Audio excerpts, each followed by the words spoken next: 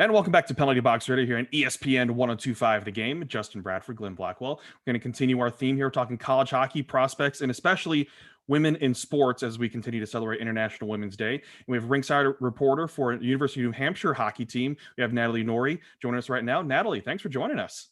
Yeah, Justin and Glenn, thank you so much for having me on today. It's very special to be here and talk a little bit about our program in New Hampshire.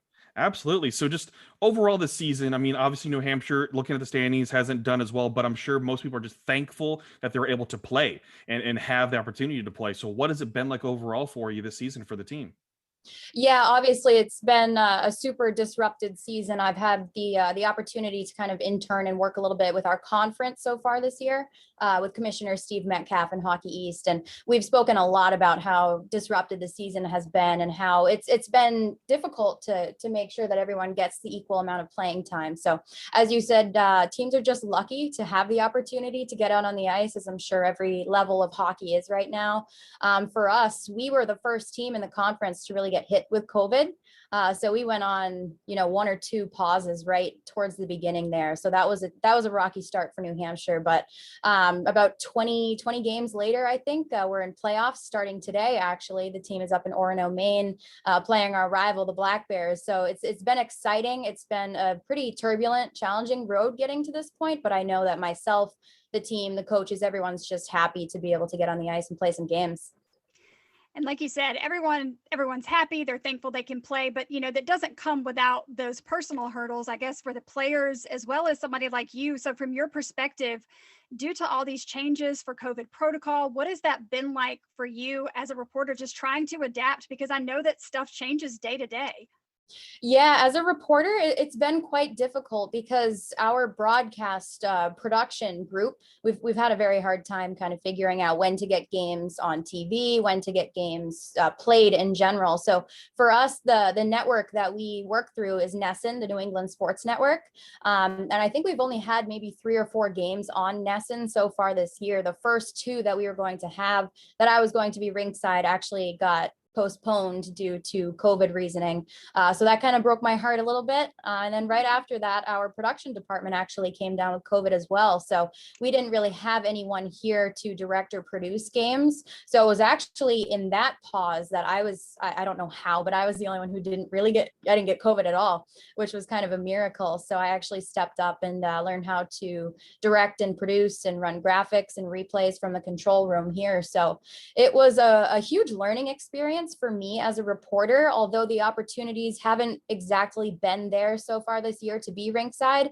Other doors have opened up in other areas. So I'm trying to change it into more of a positive learning experience. And I've been able to try a whole new load of things. So it's been difficult, and it's been kind of, I don't know what the word is, kind of, I don't know. Sometimes it's difficult to know that the things that I want to do are not exactly happening, but it's taught me some different things in other areas. So.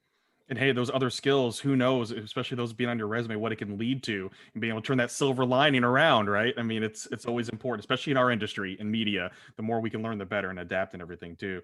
So again, Natalie Noury, who covers the University of New Hampshire hockey program up there in New Hampshire, as we're continuing to talk college hockey here. Let's switch to prospects, because New Hampshire has a Predators prospect, defenseman Luke Reid, who's taken in the 6th round back in the last year's draft as well. He's just a freshman there, but he played USHL, played junior.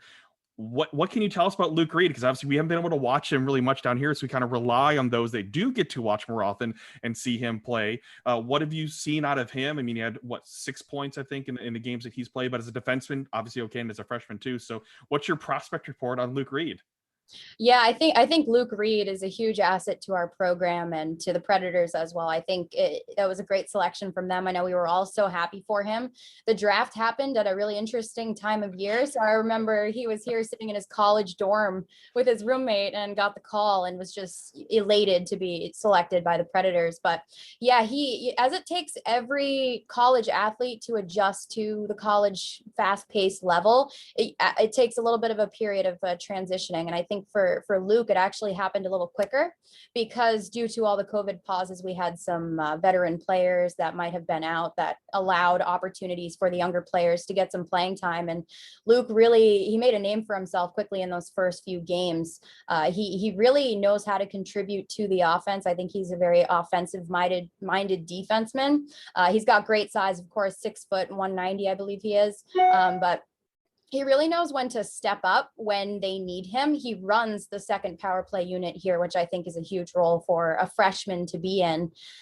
He's obviously a very impactful player, 1 goal, 5 assists on the season so far. I think tonight he's actually on the first line with a sophomore defenseman. So that just goes to show how some of our underclassmen are really starting to step up. But yeah, I mean, he's adjusted to the play pretty quickly. He can kind of play with anyone. So it's cool to see his versatility of a player. And I think even before games, I always like to read the body language of players, especially the athletes that I don't really know too well. So he's always very zoned in, always kind of sits in the same section at the rink. And he's almost in, I don't know, a meditative state before he gets on the ice. But yeah, he's physical. He definitely jumps in on the plays and he's made his transition pretty well so far. So I'm really excited to see what he can do here and how he can make himself stand out even more for the Predators. Boy, that's fantastic to hear. Sounds just like the new evolution of the NHL defenseman being very mobile, contributing to the offense and everything like that. And I do remember when he did his interview, it was in his dorm room. I remember that. I'm going, that's right. It's October. These kids are in their dorms. They're at college right now. And so the jersey hanging in the back, you could tell is the scramble of, oh no, I need to get ready. I'm doing an interview with media from Nashville. Yeah. So yeah. It was so funny to see because it was also a teammate, Philip Engerass, got picked up the same time. And apparently the story goes that they were just doing homework and all of a sudden roommates or teammates started yelling and calling them. So it's just an interesting environment to get drafted in, but yeah, super funny. You'll never forget that. Absolutely never forget that. So any other players stand out to you that, because I mean, we don't hear as much from New Hampshire, but obviously there's plenty of talent there too. Any players stick out to you that might be eligible in this upcoming draft, or maybe some free agents that might be eligible and moving on that might sign an NHL deal potentially at the end of their college hockey season? Yeah, that free agency question is going to be an interesting one. It's still kind of up in the air right now because we're not sure which seniors are going to want to stay and take the additional year because everyone got the red shirt this year. So I'm not exactly sure. You know, you've got someone like Patrick Grasso who's been around the program for, I think this is his 5th year already, and he's got incredible talent. He's really cerebral forward, very smart player, can really set up his teammates, but also take the shot. So I wouldn't be surprised to see him take it a little further and hopefully try to sign that free agent deal somewhere along the line. I think someone who's really stood out to me so far this year is Kalle Eriksson out of Leksand, Sweden. He's a defenseman who's actually playing with Luke Reid tonight on the same defensive line, but he made some huge strides between his freshman and sophomore year. I think he only had 6 assists in his freshman season, and this year already, I think he's got 5 goals, 12 assists. He runs that first power play unit, really stepped up into some leadership roles. And so he is, as I said, he's from Sweden, so he might be eligible still due to the draft rules. They get confusing, but I know that even over 20 years old, they're still eligible.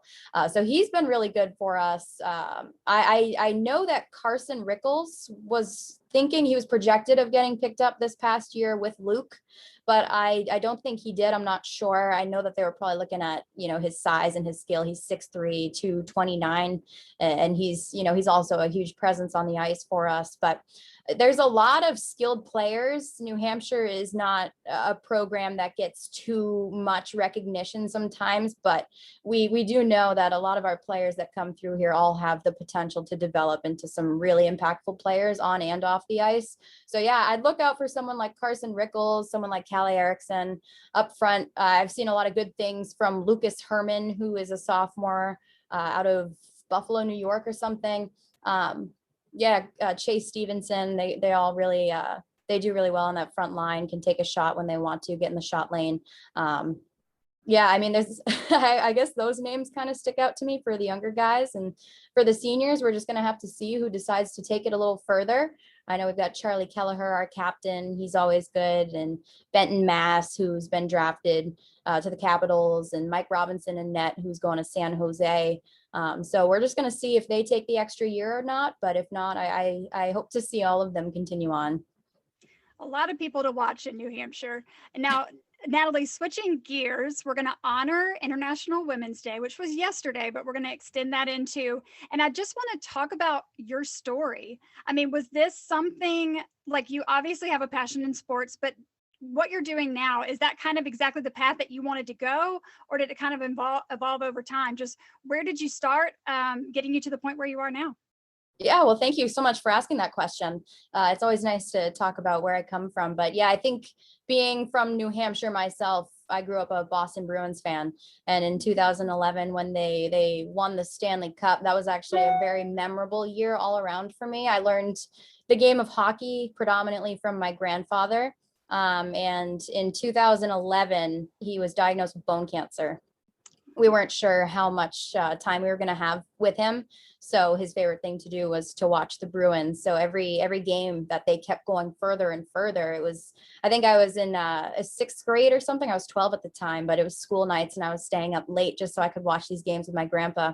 And they ended up going all the way and winning. And for me, it was that experience that showed me how the game really brings people together in no matter what time you're going through. It can bring people together and cause these really memorable times. So when I was 12, I really decided that I wanted to pursue something like this. He passed away the following year, and I said, you know what, I'm going to do it for him. I'm going to do it for me, and hopefully make something of myself and maybe show other people how I can bring them together through the game. So when I came to UNH, I just first week came into the office here and talked about what I wanted to do. I just love hockey, want to talk about hockey. Where can you direct me? And they put me right where I want to be. So this has all been a great experience for me, and I can't wait to see where else it takes me.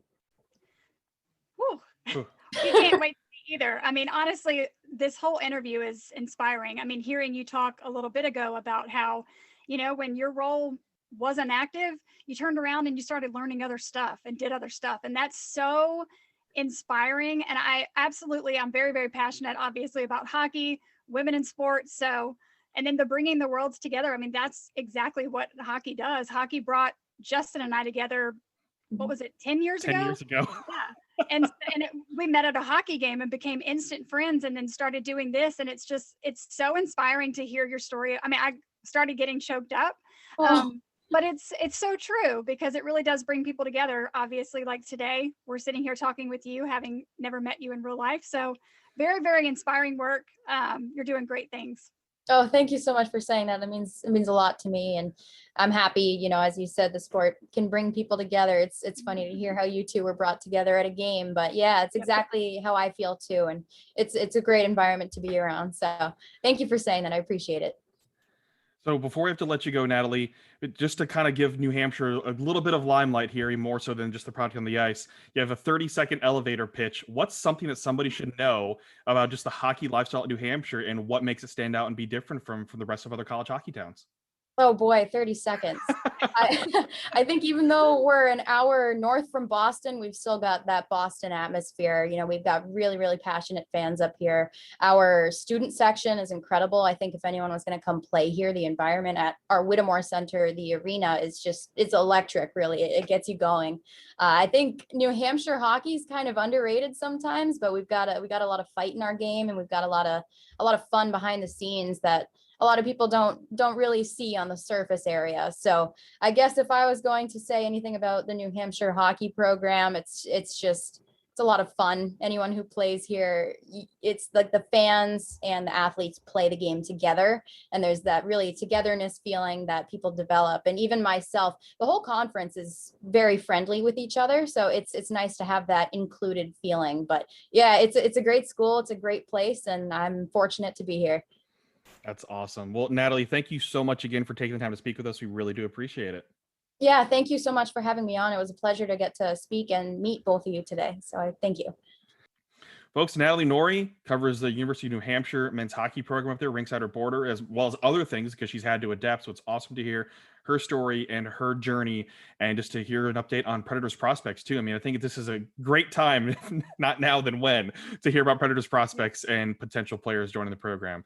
So Glenn, up next, let's discuss just some of the news that's come out. I mean, lots of news has come out, but especially the new deal the NHL has with ESPN and just what that means for the growth of the sport that we love. And I think that's definitely a topic that we both are passionate about, is helping grow the sport that we love. That's up next here on Penalty Box Radio, ESPN 102.5 The Game.